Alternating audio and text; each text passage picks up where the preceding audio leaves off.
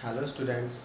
तो आज हम आपके लिए 10th क्लास में जो हमारा चैप्टर चल रहा है pair of linear equation in two variable, तो वो लेकर आए हैं। उसमें जो हमारे पास एक टाइप के क्वेश्चन बच गए हैं, हमने चारों मेथड पढ़ लिए। उसमें पहले ग्राफिक मेथड पढ़ा था।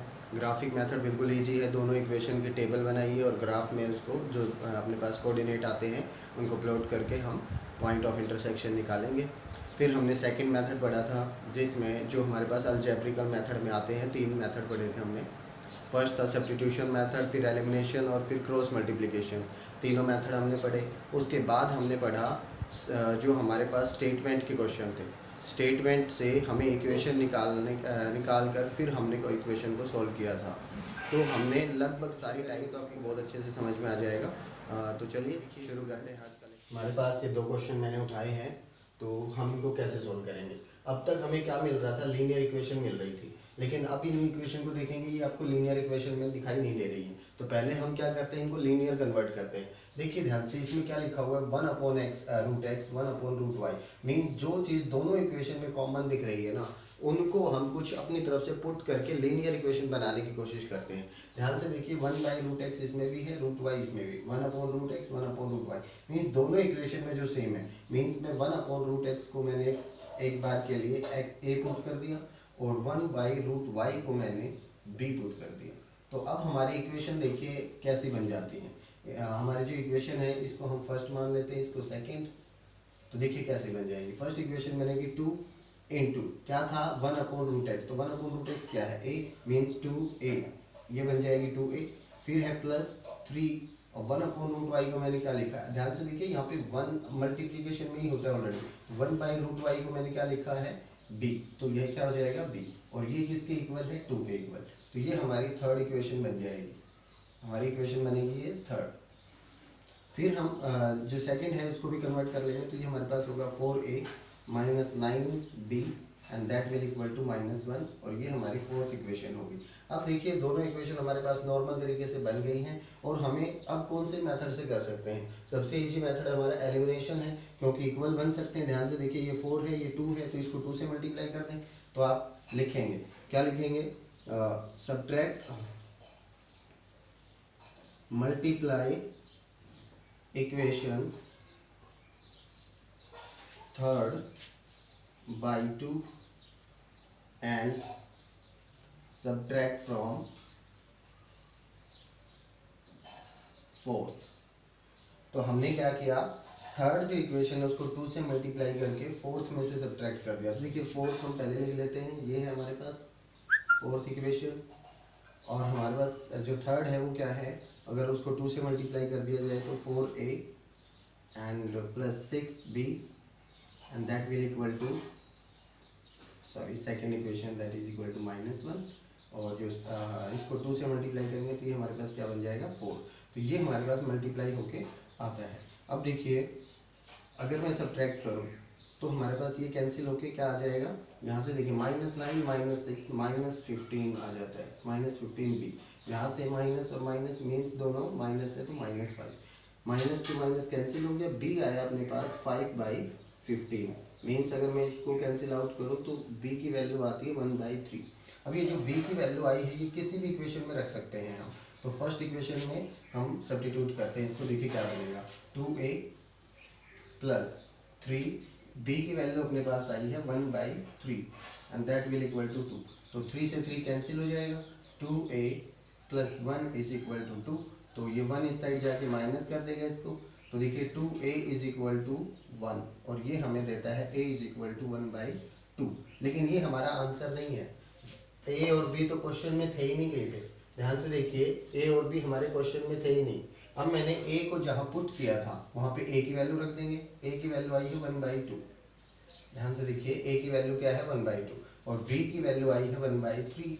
तो मैंने सब्स्टिट्यूट कर दिया। अब इनको क्रॉस मल्टीप्लाई किया जाए तो देखिए यहाँ से क्या निकल के आता है, 2 इज इक्वल टू √x। मुझे तो x की वैल्यू चाहिए, टेकिंग स्क्वायर बोथ साइड। तो यहाँ से x का स्क्वायर रूट कैंसिल होकर x की वैल्यू क्या आ जाएगी, स्क्वायरिंग बोथ साइड लेने पर दैट विल इक्वल टू 4। तो x की वैल्यू अपने पास आ गई। सेम प्रोसीजर अगर मैं इसमें करूँ तो क्या बनता है, देखिए 3 इज इक्वल टू √y और स्क्वायरिंग बोथ साइड करेंगे तो y इज इक्वल टू 9। तो ये वैल्यू हमारे पास बन के आती हैं x और y की, और यही हमें फाइंड आउट करनी थी। तो इस तरीके से हम क्या करेंगे, पहले जो भी जिसमें भी इक्वेशन दे रखा है उनको हम लीनियर में कन्वर्ट करेंगे, फिर हम a और b निकालेंगे और फिर उन्हीं का इस्तेमाल करके x और y हम फाइंड आउट करेंगे।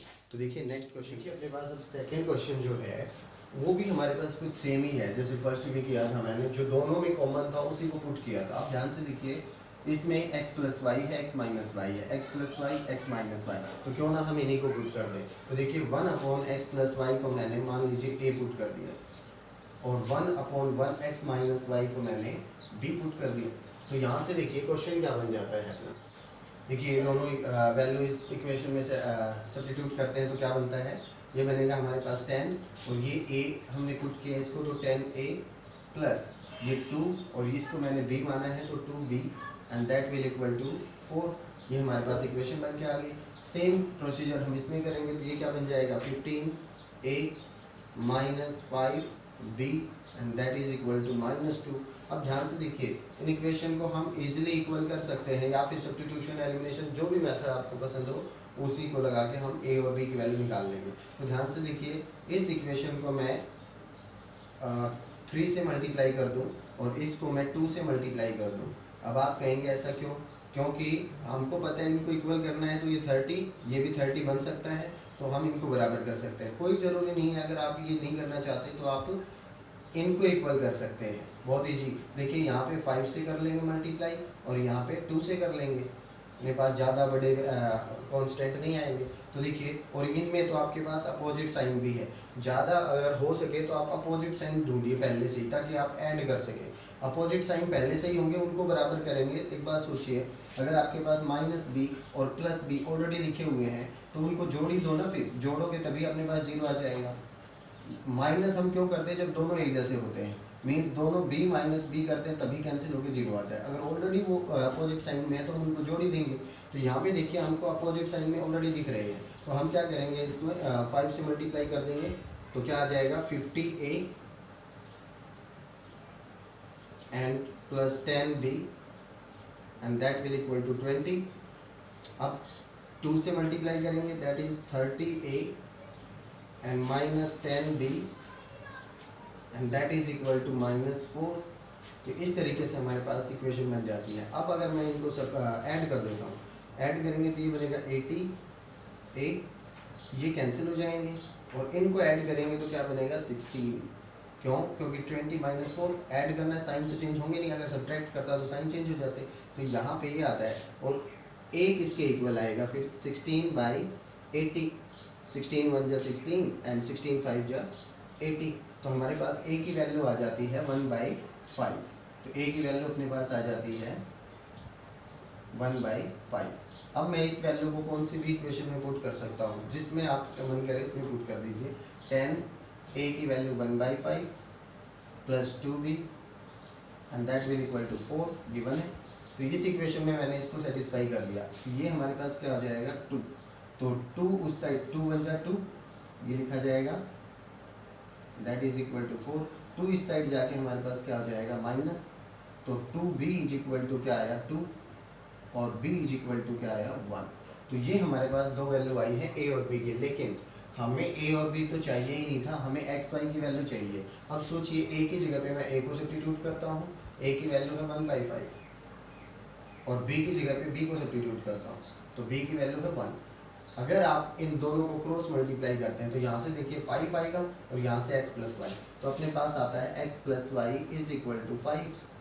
दूसरा यहाँ से x माइनस वाई को इधर मल्टीप्लाई करूँगा तो 1 के साथ x माइनस वाई ही हो जाएगा and that is equal to 1। फिर से दो इक्वेशन बन गई।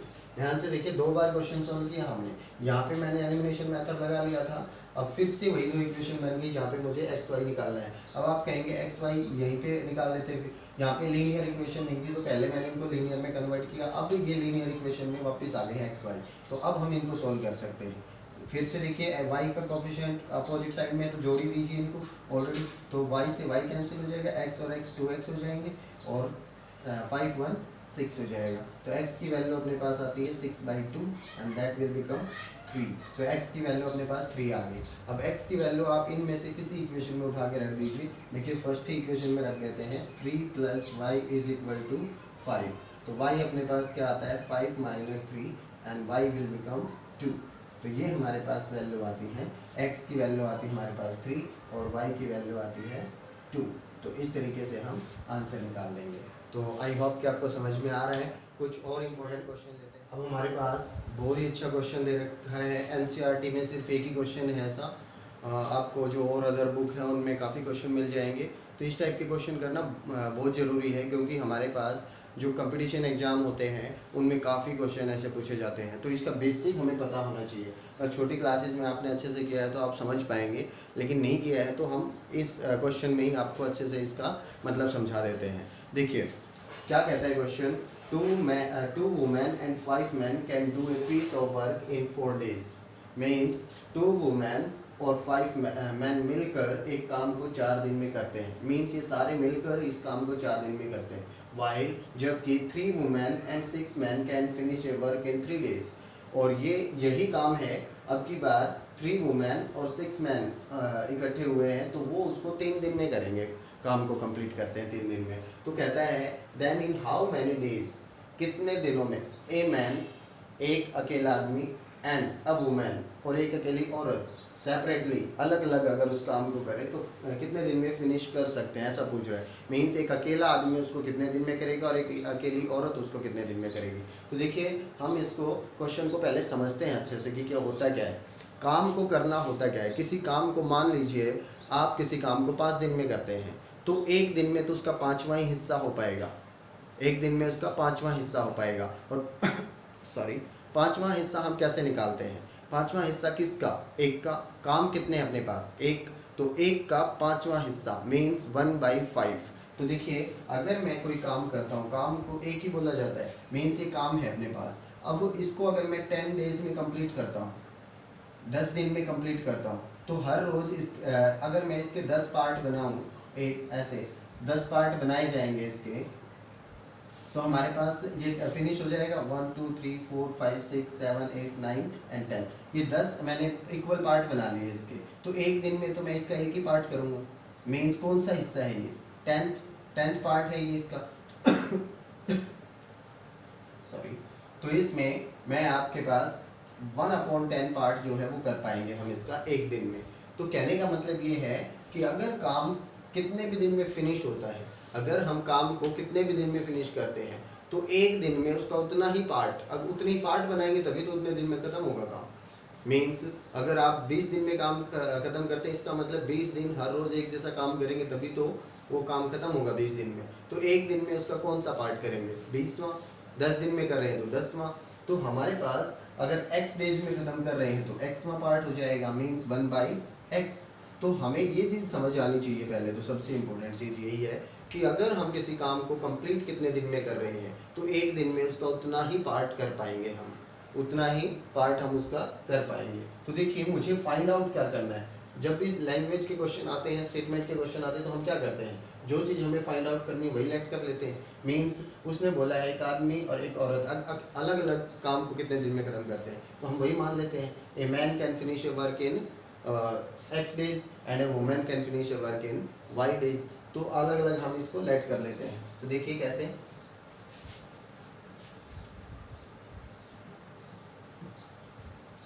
देखिए इसका सॉल्यूशन,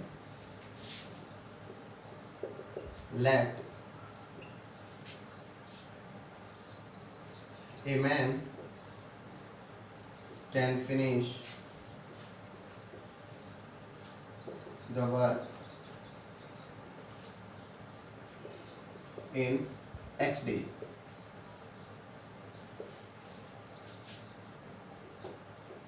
एक वुमेन के लिए मैं मान लेता हूँ y days। मैंने दोनों अलग अलग लेट कर लिए हैं। अब देखिए एक एक दिन का काम हम फाइंड आउट कर लेंगे। अगर ये x दिन में ख़त्म कर रहा है तो इसका एक दिन का काम कितना होगा, मीन्स 1/x। तो आप क्या लिखेंगे, 1 day वर्क ऑफ मैन कितना होगा, 1/x इतना वर्क करेगा। और जो एक वुमेन है वो कितना करेगी 1/y। अब सोचिए एक एक दिन का अगर इन दोनों का काम मिलाया जाए तो ये टोटल एक दिन का काम कितना हो जाएगा ये, लेकिन ये हमें चाहिए ही नहीं, एक दिन का काम हमें दोनों का चाहिए ही नहीं क्योंकि दोनों मिलकर काम तो कर ही नहीं रहे। लेकिन पहली condition according to first condition में हमें बताया क्या गया है, फर्स्ट कंडीशन में हमें बोला गया कि 2 वुमेन। अब देखिए एक औरत एक दिन में इतना काम करती है तो 2 से मल्टीप्लाई हो जाएंगी, मीन्स औरत कितनी सॉरी यहाँ पे मैन बोला है उसने, पहले हम इसको आप उल्टा कर लेते हैं, पहले वो मैन को लिख लेते हैं ताकि आपको पढ़ने में इजी हो, और यहाँ पे मैन कर लेते हैं ताकि आपको कुछ कंफ्यूजन ना रहे। पहले इसमें वुमेन लिखा हुआ है, बाद में मैन लिखा हुआ है, अदरवाइज आप गलती करने के चांसेस रह जाएंगे। तो इसको वुमेन और मैन को आप अकॉर्डिंग टू गिवन कंडीशन ही लिख लें ताकि आपको पढ़ने में ज़्यादा मिस्टेक ना हो। अब देखिए वुमेन कितनी है स्टार्टिंग में 2 और मैन कितने हैं 5, तो अपने पास क्लियर देखिए पता चल रहा है कि 2 वुमेन कितना काम करेंगी 2/x और 5 मैन कितना काम करेंगे 5/y, और ये टोटल काम कितने दिन में कंप्लीट हो जाता है 4 डेज में। मतलब ये एक दिन का इन लोगों का काम हो गया, एक दिन में 2 वुमेन काम करेंगे इतना, 5 मैन काम करेंगे इतना, ये एक दिन का काम हो गया है। लेकिन ये 4 दिन तक लगे रहते हैं तब जाके काम खत्म होता है। मीन्स अगर मैं इसको 4 से मल्टीप्लाई कर दूँ तो काम खत्म हो जाना चाहिए। काम कितना है 1, तो ये जो कंडीशन है हमारी ये क्या देती है हमें, काम कंप्लीट होता है। मीन्स इस 4 को अगर मैं अंदर मल्टीप्लाई करूँ तो देखिए अकॉर्डिंग टू फर्स्ट कंडीशन हम इधर ही लिख लेते हैं 4 डेज में काम खत्म होता है। लेकिन कौन कौन करता है 2 women means 2/x plus 5 man means 5/y and that will complete the work. तो देखिए 4 से अगर मैं इसको मल्टीप्लाई करूँ तो अपने पास क्या आता है 8/x plus 20/y and that is 1। तो ये हमारे पास एक इक्वेशन बन के आ गई, दैट इज फर्स्ट इक्वेशन। अब सेकंड कंडीशन देखिए अकॉर्डिंग टू सेकंड कंडीशन हमारी क्या कहती है, काम खत्म कितने दिन में होता है 3 दिन में, तो 3 इंटू अब की बार वुमेन कितनी है 3, तो 3/x प्लस मैन कितने हैं 6, तो 6/y and that is complete the work. तो हमारे पास इक्वेशन क्या बन के आती है, ध्यान से देखिए 9/x plus 18/y and finish the work. ये सेकंड इक्वेशन है। अब इन दोनों इक्वेशन को हम इजीली सॉल्व कर पाएंगे। 1/x को a पुट करो और 1/y को b पुट कर देते हैं, जैसे हम पहले क्वेश्चन कर रहे थे। तो उसी तरीके से 1/x को मैंने क्या मान लिया a और 1/y को मैंने क्या मान लिया b। तो देखिए कैसे हम काम करेंगे, उसमें लिखा हुआ है 8/x मीन्स 1/x तो a है तो 8a हो जाएगा, प्लस 20/y मीन्स 20b हो जाएगा and that is equal to 1। फिर हमारे पास नीचे लिखा हुआ है 9/x means 9a plus 18/y means 18b and that is equal to 1। तो देखिए इनको इक्वल कर लेते हैं या इनको इक्वल कर लेते हैं, जो मन में आया आपको वो करो, उसी मेथड से करो, आंसर सेम आएगा। तो देखिए इसको मैं 9 से मल्टीप्लाई कर लेता हूँ, इसको मैं 8 से मल्टीप्लाई कर लेता हूँ ताकि a का कोफिशिएंट इक्वल हो जाए। तो देखिए ये क्या आएगा 72a प्लस ये हो जाएगा 180b and that is equal to 9।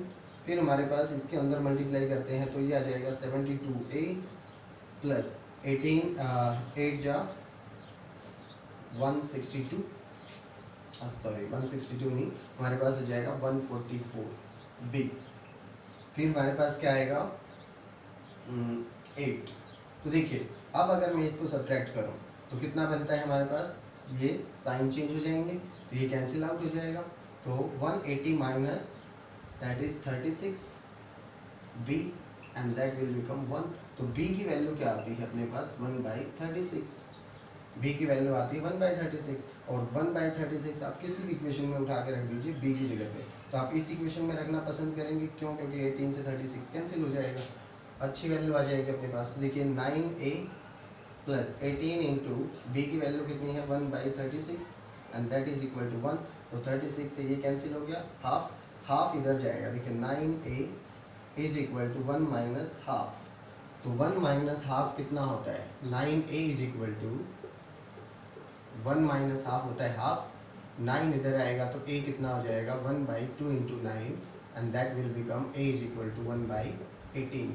तो a की वैल्यू आ गई और ये b की वैल्यू आ गई, लेकिन a और b तो हमारे क्वेश्चन में ही नहीं माना था हमने। क्वेश्चन में x और y मान रखा है, हमने जो चीज़ फाइंड आउट करनी है उसको x y मान रखा है, तो x y निकाल देते हैं। a की वैल्यू मैंने रखी यहाँ पे, a की वैल्यू है 1/18, b की वैल्यू अपने पास है 1/36। तो ध्यान से देखिए, कंपेयर कराएंगे तो अपने पास डायरेक्ट x की वैल्यू आती है 18, y की वैल्यू आती है 36।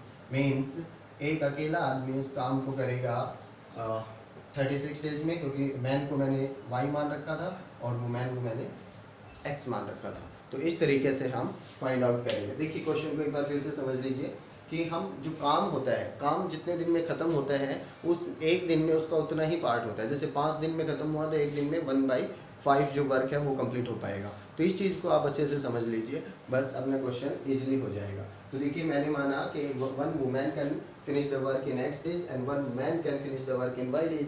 तो इनका 1 डे का वर्क निकाला, फिर अकॉर्डिंग टू गिवन कंडीशन मैंने दो इक्वेशन बनाई और जैसे क्वेश्चन हम पहले कर रहे थे वैसे ही मैंने इसको सॉल्व किया है। तो इसी तरीके से काफ़ी क्वेश्चन जो दिए हुए मिलेंगे आपको NCERT में, तो 4-5 ही क्वेश्चन हैं, उनको सोल्व करो और अदरवाइज जो और बुक हैं उनमें से भी आप क्वेश्चन सोल्व कीजिए। जो अच्छे अच्छे क्वेश्चन मिलते हैं और जितनी ज़्यादा प्रैक्टिस करेंगे ऐसे क्वेश्चन की उतना ही ज़्यादा बेटर रहेगा आपके लिए। क्वेश्चन करो और प्रॉब्लम जो आती है